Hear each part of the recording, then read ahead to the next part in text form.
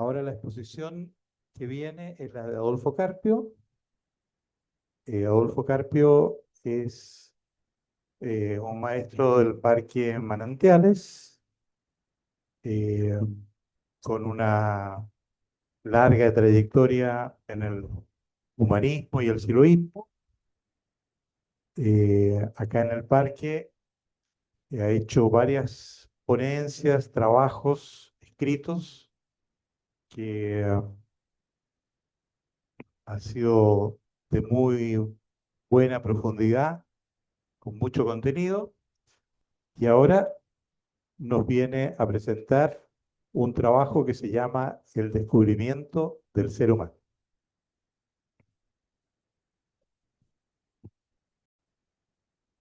Agradezco a los organizadores de este 10º simposio la oportunidad de realizar esta presentación. Espero que no me enrede con el cable, y agradezco la asistencia de todos ustedes. ¿Qué está ocurriendo en el mundo de hoy? ¿Qué nos depara el futuro?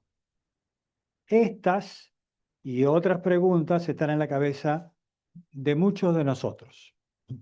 Responder a estas preguntas no es tarea fácil. Las características de la época que nos toca vivir, en la que impera la aceleración tecnológica, la respuesta rápida y a corto plazo, las distopias y la búsqueda de soluciones fáciles a temas complejos, complica aún más el panorama. Sin embargo, resulta tarea necesaria intentar comprender el mundo en que vivimos, a qué atenernos y ajustar un proyecto de vida. Es decir, estas preguntas que nos hacemos son existenciales en el más puro significado de la palabra. Comprometen nuestra existencia como individuos y como sociedad. Hoy voy a intentar resumir un libro que provisoriamente está titulado El descubrimiento del ser humano. Acá todo es provisorio, lo he dicho hoy por mí o por otros, que estamos componiendo desde el Instituto Tokarev, uno de los centros de estudios humanistas radicado acá en Valparaíso, Chile, y cuyo objetivo es precisamente ofrecer una interpretación humanista a la crisis que estamos viviendo. Sus características, su contexto histórico y por qué el nuevo humanismo universalista podría tener una importante clave como factor que favorezca una salida de esta crisis. Esta presentación está armada para un público amplio. Trato de salirme de los especialismos y vocabularios que usamos internamente en el movimiento. En otras palabras, ¿cómo este humanismo puede inspirar y desarrollar una suerte de utopía que nos lleve a la corta o a la larga a buen puerto? En esta presentación condensaremos los diferentes argumentos que se presentan en el libro y que por consideraciones de tiempo no podremos desarrollar acá. Antes de proseguir, aclaremos brevemente nuestra postura para que quede suficientemente claro desde dónde miramos los fenómenos que vamos a interpretar. Yo no sé los otros que pusieron desde acá, pero desde acá se nota un fondo negro ahí, no veo muy bien las caras, así que es la contraluz. Para entender el nuevo humanismo universalista, podemos comenzar por describir lo que llamamos actitud humanista, una sensibilidad que se ha expresado a través de la historia y en distintos pueblos y civilizaciones. La actitud humanista se puede resumir hoy del siguiente modo. Primero, la ubicación del ser humano como máximo valor por encima del dinero, el Estado, la religión, los modelos y los sistemas sociales. Segundo, La afirmación de la igualdad de derechos y oportunidades para todos los seres humanos. Tercero, el reconocimiento de la diversidad personal y cultural. Cuarto, la tendencia al desarrollo del conocimiento por encima de lo aceptado o impuesto como verdad absoluta. Quinto, la afirmación de la libertad de ideas y creencias. Y sexto, el repudio a toda forma de violencia y discriminación física, económica, racial, religiosa, sexual, psicológica. Este fue para el mío, el administrativo. Trato de ir rapidito porque estamos cortos de tiempo. La actitud humanista, fuera de todo planteamiento teórico, puede ser entendida como una sensibilidad, como un emplazamiento frente al mundo humano en el que Sí, se estoy reconoce la en Nueva York, y la libertad en otros y trabajaba de en que la se Clinton. asumen compromisos de lucha no violenta contra la discriminación y la violencia. Esa actitud humanista ha tenido distintas expresiones y manifestaciones a lo largo del tiempo y en el último siglo ha tenido diversas expresiones, tales como el humanismo marxista, el humanismo cristiano y el humanismo existencialista, entre otros.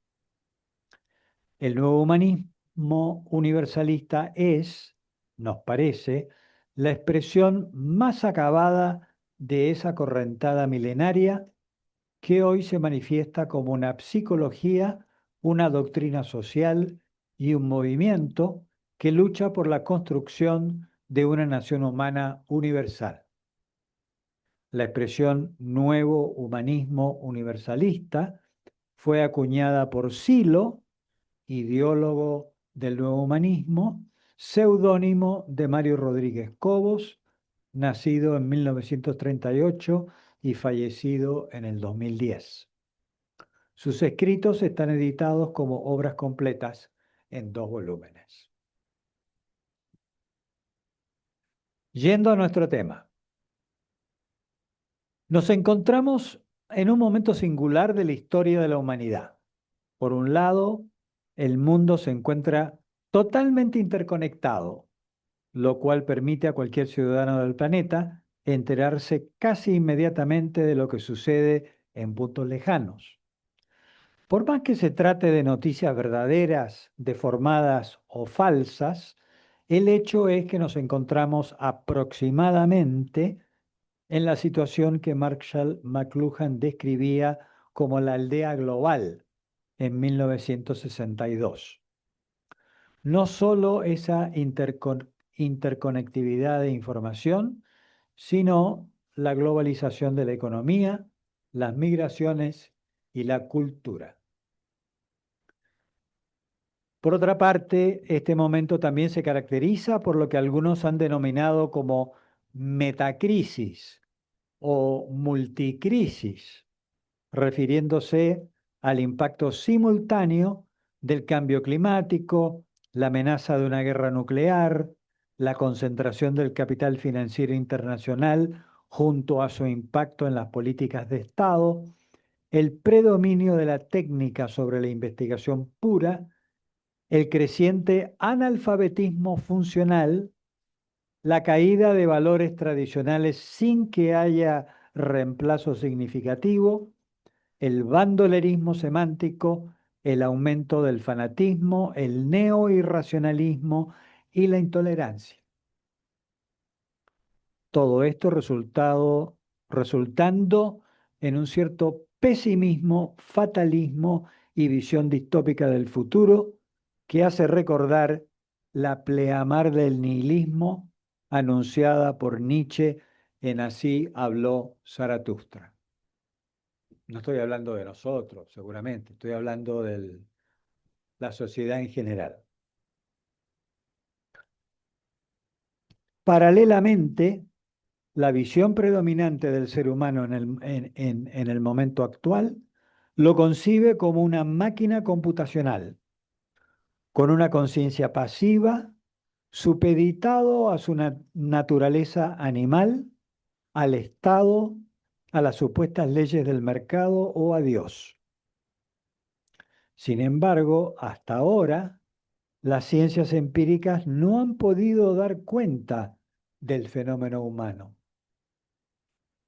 Más allá de la propaganda de la llamada inteligencia artificial, lo cierto es que no existe a estas alturas un modelo científico de lo que significa el ser humano. Múltiples teorías compiten en las ciencias cognitivas y en la investigación neurobiológica, a menudo partiendo de una concepción naturalista del fenómeno humano como si éste fuese un computador biológico. Y así hemos llegado a las postrimerías de la Edad Moderna, caracterizada por la revolución científica, el momento en que las ciencias empíricas se han topado con lo que se ha llamado el problema duro de la conciencia, como lo caracterizado el científico cognitivo y filósofo David Chalmers, evidenciando los límites de los paradigmas actuales. Más de 200 teorías distintas acerca de la conciencia se debaten en los círculos académicos. Se dice que es una situación parecida al de los cepillos de dientes. Todo el mundo usa el suyo, pero rehúsa usar el del otro. Sostenemos que este obstáculo es sumamente significativo, al menos desde el punto de vista del nuevo humanismo, y es útil para diagnosticar el momento actual y su adecuado tratamiento. Si bien las ciencias empíricas han avanzado enormemente en darnos una visión más completa del universo que nos rodea y ha beneficiado a la humanidad en múltiples campos, no ha logrado fundamentar el sentido de la existencia humana, ni tampoco parece ser su labor dictaminar una moral, ni determinar lo que signifique la felicidad o el sentido de vida de cada ser humano que sufre por lo que recuerda, percibe o imagina. Está claro que esta metacrisis, este proceso de desestructuración, afecta a las instituciones, los grupos sociales y los individuos que en última instancia reciben el embate que produce desorientación y fragmentación interna. Otro factor esencial para considerar en este momento, paralelo a la desestructuración, es la concentración del capital financiero internacional y su matrimonio con la estirpe de tecnócratas multimillonarios que comparten la ideología antihumanista que ha sido caracterizada como anarcocapitalismo.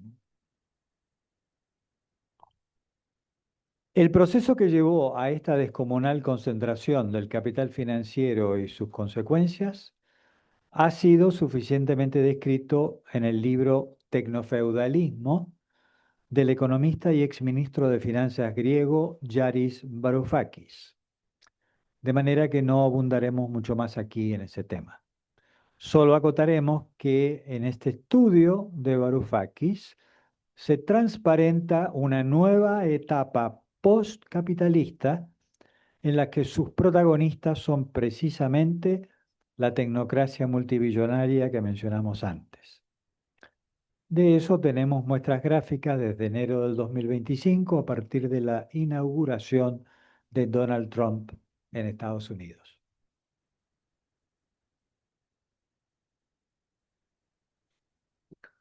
Tomemos ahora unos minutos para ampliar la mirada de este momento en el que estamos atrapados, para contextualizarlo y tratar de precisar las coordenadas históricas en las que nos encontramos. Numerosas civilizaciones han surgido y desaparecido durante el transcurso de la historia humana. Desde muy antiguo se ha tratado de dar razón a ese ciclo de surgimiento, plenitud y caída de los procesos históricos, que no son lineales, tienen avances y retrocesos, son discontinuos, pero en una visión macro se nota que hay momentos que uno claramente puede identificar con esas características. Más contemporáneamente, Spengler, Toynbee y Ortega y Gasset, entre otros, han realizado esfuerzos meritorios para dar cuenta del comportamiento de grandes grupos humanos en los momentos de crisis.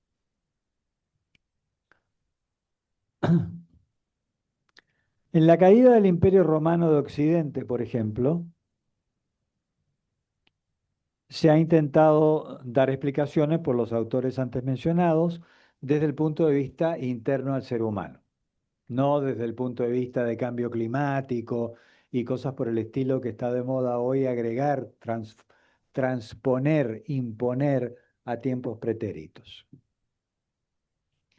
Y si bien no hay acuerdo universal acerca de la forma con la que ocurren estos fenómenos, podemos encontrar algunas características en común al comparar momentos de crisis diversos en lo que hace a síntomas que se experimentan o que podemos deducir con alguna certeza que se experimentan en los momentos de crisis de esos procesos históricos. De esas características quisiera resaltar particularmente dos. Primero, un cierto desgaste en las creencias de los pueblos que sufrieron la crisis, de su visión de mundo, frecuentemente acompañado por una mirada distópica. Segundo, una tendencia a encontrar precisamente en esos momentos de crisis el germen de una nueva visión de mundo que caracterizará una nueva etapa, como describe, por ejemplo, Toynbee en su estudio sobre la historia. Sin embargo, mientras que en situaciones pretéritas siempre existía espacio para comenzar un nuevo momento histórico, hoy día, al encontrarnos dentro de un sistema cerrado, tal espacio no existe. El ejemplo clásico es el de Constantino, quien alrededor del 330, frente a la crisis que se avecinaba en el Imperio Romano, preparaba la división del imperio al fundar Constantinopla, que eventualmente perdurará unos 1000 años más como imperio bizantino, mientras Europa occidental se sumerge en una larga Edad Media. Hoy día esto ya no es posible, dado que el mundo en que vivimos, la civilización en que vivimos, tiene una extensión planetaria. Un mismo sistema económico depredador, una situación social de desorientación compartida, un sistema de valores en los que ya nadie cree. Esa aldea global ya no tiene dónde comenzar un nuevo proceso alternativo. Al decir hoy día, nos estamos encuadrando en lo que se ha dado a llamar la época moderna o modernismo, y vamos a ignorar los análisis postmodernistas propios del estructuralismo. Esta época moderna es compleja y abarca muchos fenómenos, tales como los movimientos revolucionarios, sus manifestaciones en el arte y así siguiendo. Nosotros, a efectos de esta presentación, nos enfocaremos en su característica revolución científica que se desarrolló en contraposición a las posturas dogmáticas de la Iglesia y los anhelos y promesas que tal revolución instauró en el discurso social.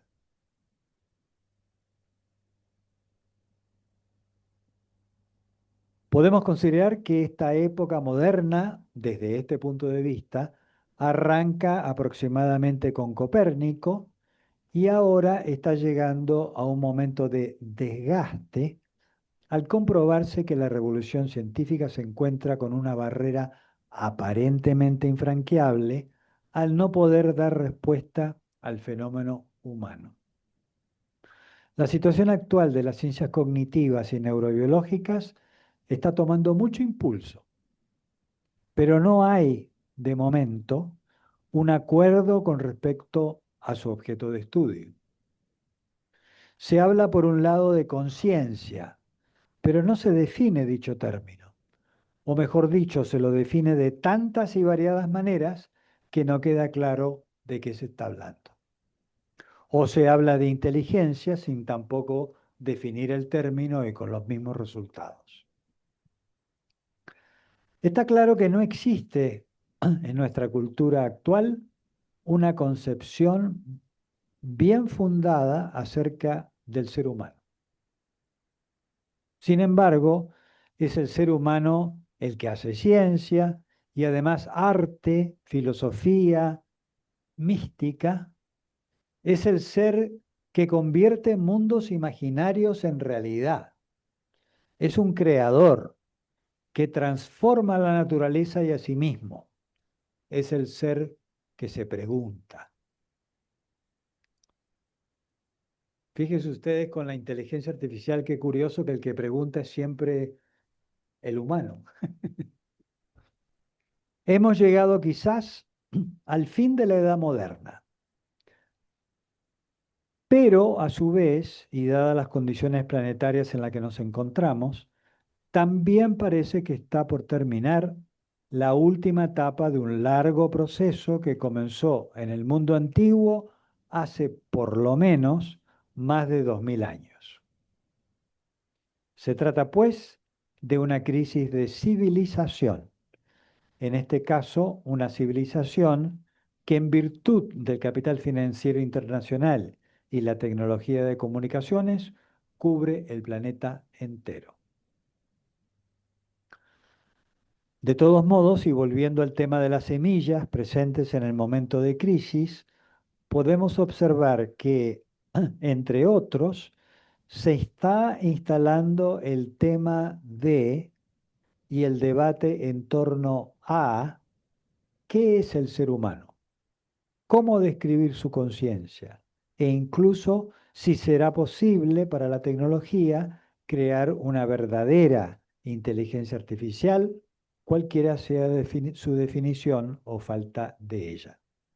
Eso está ocurriendo no solo en círculos académicos y científicos, sino que el ciudadano común es bombardeado diariamente con noticias, rumores y especulaciones acerca de si tal proyecto de la inteligencia artificial es posible o no, si es realmente inteligente, si es posible una inteligencia en base al silicio y así siguiendo. En otras palabras, junto a la creciente desconfianza de los líderes y sistemas políticos, las manifestaciones groseras de violencia armada, la destrucción del medio ambiente por parte de los grandes intereses económicos, poco a poco se instala la pregunta en el ciudadano medio, ¿quiénes somos? Esta pregunta, que en este momento es leve, intermitente, carente de contextos más o menos precisos o más o menos universales, de todos modos señala para nosotros un posible cambio de óptica histórica, una mirada que en la medida en que se vuelva reflexiva y más permanente, podrá adquirir la fuerza necesaria para enderezar el rumbo de la historia humana.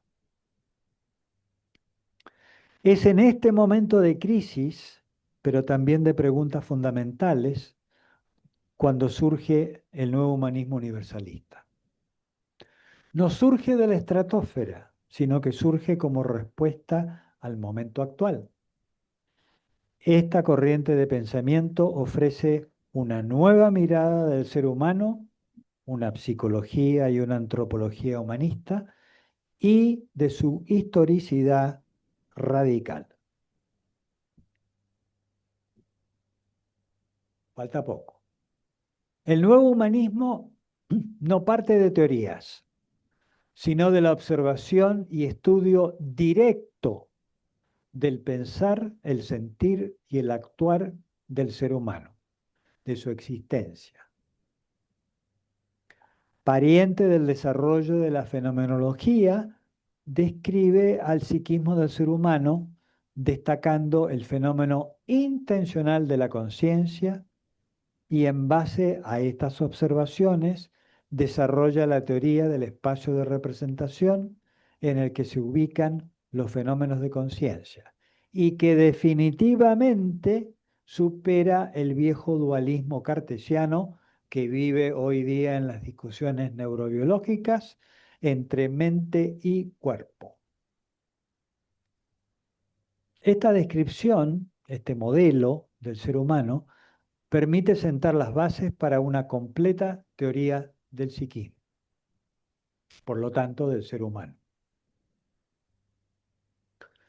No podemos elaborar en detalle en esta corta presentación Bueno, en esta corta presentación las características de esta nueva postura.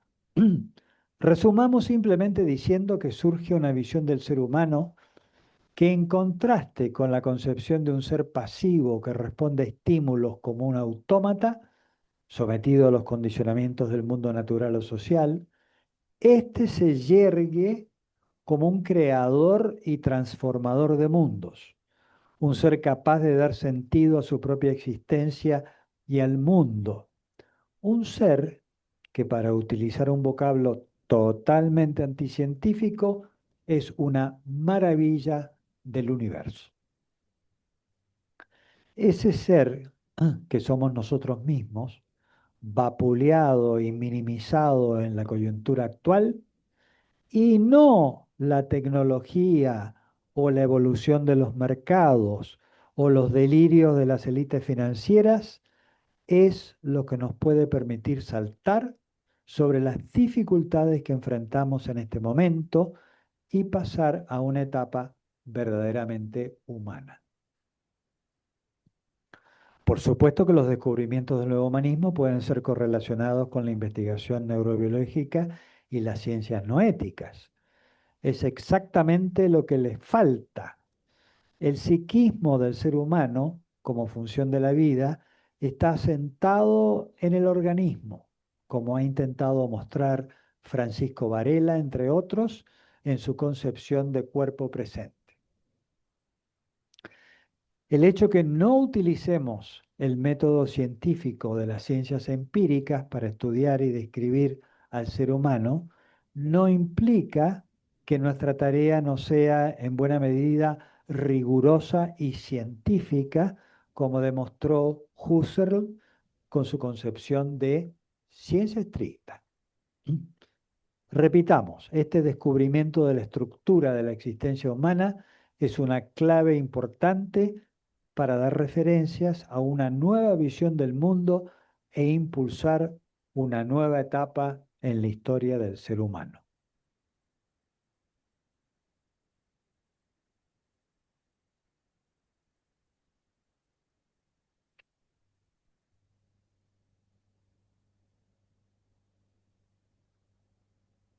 Otro aspecto que se nos presenta en la visión del nuevo humanismo es acerca de las posibilidades de desarrollo intencional de su conciencia más allá de lo comúnmente aceptado.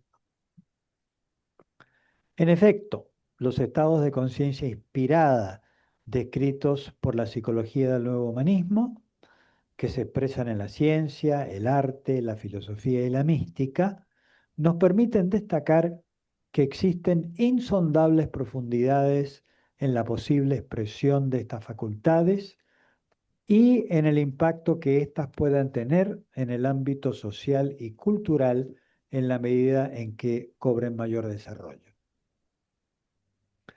Estos fenómenos, a veces fugaces, se producen ya sea espontáneamente o como resultado de trabajos intencionales sostenidos. Esto abre un horizonte en el descubrimiento de la estructura de la existencia humana. Se trata de territorios que seguramente cumplirán con la función central, con una función central en la nueva etapa civilizatoria. El ser humano se confronta con su propia finitud y la de aquellos que lo rodean. La respuesta que dé a esa inquietud de buena manera define su proyecto de vida y visión a futuro. En estos momentos de caída de civilización, su muerte como etapa histórica tiende también a acrecentar preguntas sobre la finitud de la propia existencia. Hay, por ejemplo, varias investigaciones en curso basadas en relatos obtenidos de personas que han muerto clínicamente y posteriormente han sido resucitadas, que parecen apuntar a fenómenos de conciencia post-mortem. Si bien estos relatos inicialmente chocan con posturas racionalistas, o inversamente algunas resultan sospechosas por su contenido, el hecho es que la visión tradicional que se ha tenido con este tema en los últimos siglos también está variando. Quizás la exploración de los estados inspirados de conciencia mencionados anteriormente puedan arrojar alguna luz con respecto a este tema. El mensaje de Silo, una propuesta de una nueva espiritualidad humanista que se está expresando, es un aspecto adicional para explorar estos espacios de la conciencia inspirada al alcance de cualquier persona. Si bien sostenemos que el nuevo humanismo universalista ofrece claves importantes para pasar a una nueva etapa en la historia de la humanidad, también es cierto que confrontamos en este momento serias dificultades, a saber, ningún sistema completo de pensamiento podrá ser pie en una época de desestructuración. Ninguna articulación racional del discurso podrá sostenerse más allá del inmediatismo de la vida práctica o de la tecnología. Estas y otras dificultades complican la transición a una nueva etapa civilizatoria. El pronóstico a futuro se juega entre dos extremos y varias alternativas intermedias. En un extremo tenemos la probabilidad de un periodo difícil para la humanidad, una suerte de oscura edad media mundial. En el otro extremo tenemos el escenario en que se reconstruye el tejido social, es decir, un intento desde abajo hacia arriba. Es a este segundo escenario al que como humanistas apostamos.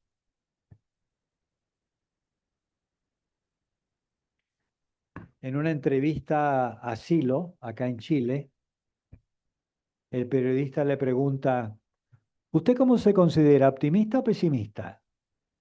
Y el maestro responde, pesimista a corto plazo y optimista a largo plazo. Me encantó esa respuesta.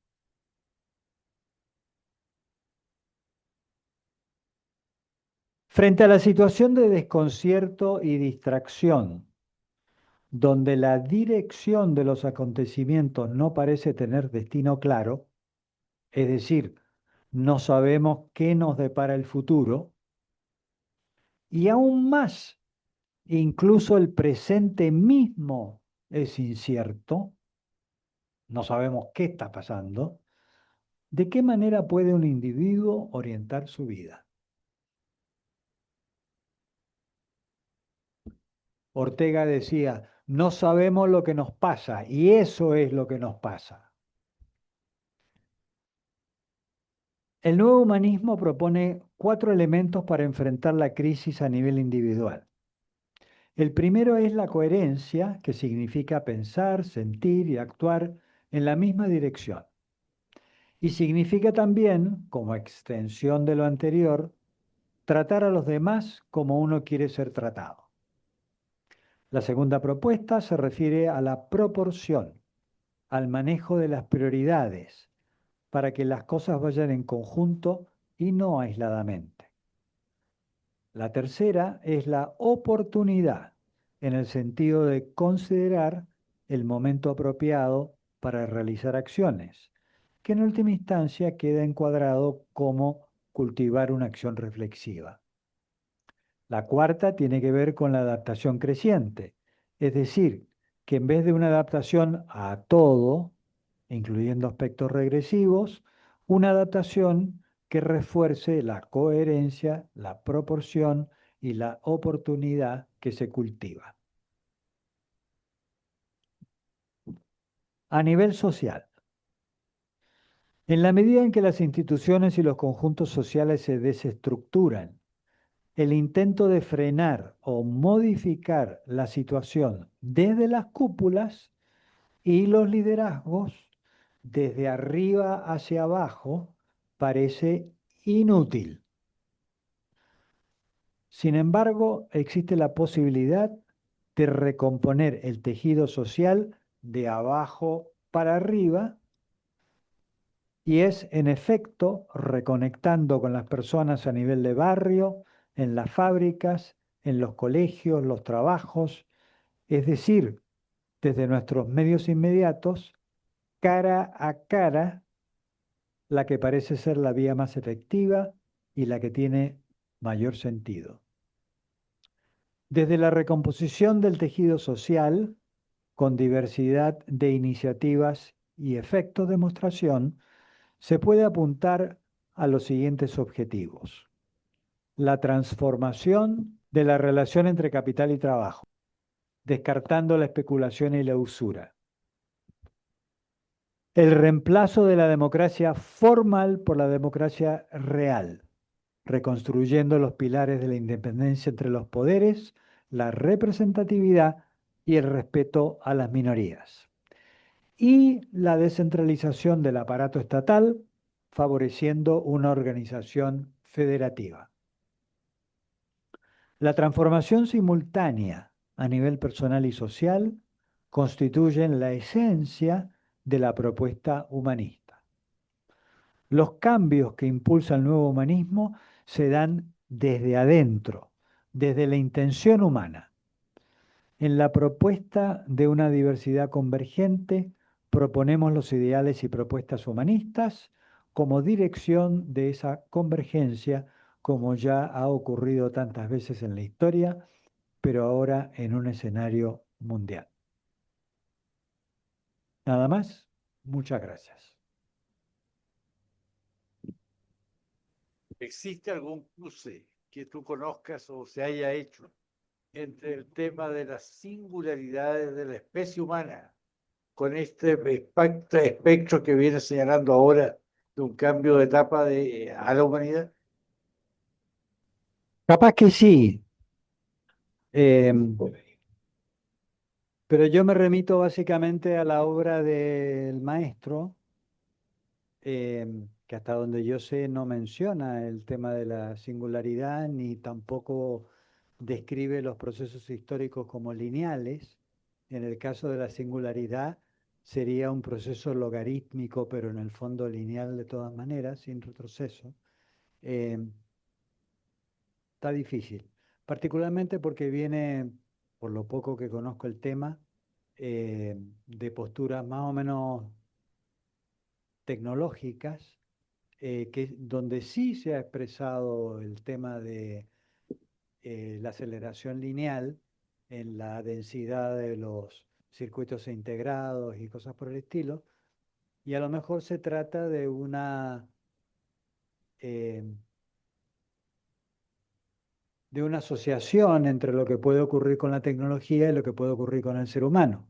Recordemos que el maestro distinguía entre la aceleración tecnológica y el ajuste que requiere tanto el psiquismo como la sociedad para adaptarse a esos cambios acelerados que impone la cultura material.